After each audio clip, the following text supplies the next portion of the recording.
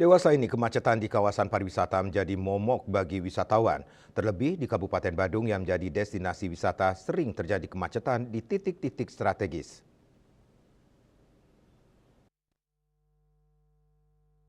Oleh karena itu, pemerintah Kabupaten Badung telah menargetkan 3 proyek infrastruktur besar untuk mengurai kemacetan.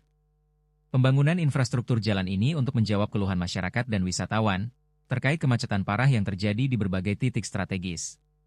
Menanggapi rencana tersebut, tokoh masyarakat asal Canggui Nenga Sudarsana mendukung pemerintah Kabupaten Badung agar segera menyelesaikan proyek infrastruktur pada tahun 2026 untuk mengatasi masalah kemacetan. Menurutnya, kemacetan harus menjadi atensi khusus pemerintah, sehingga wisatawan yang datang ke Badung merasa nyaman.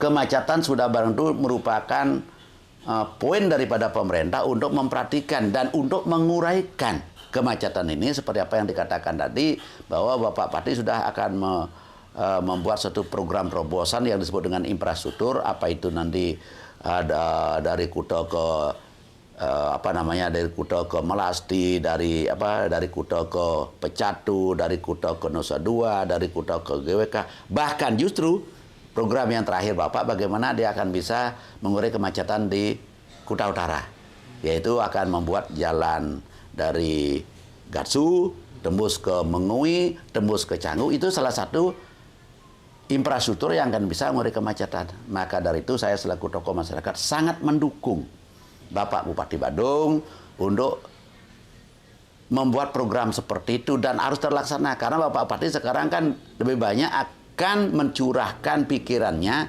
untuk infrastruktur. Seperti diketahui bersama, pendapatan asli daerah Kabupaten Badung bersumber dari pariwisata.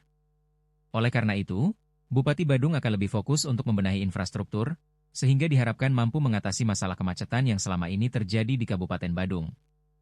Andika Bali TV.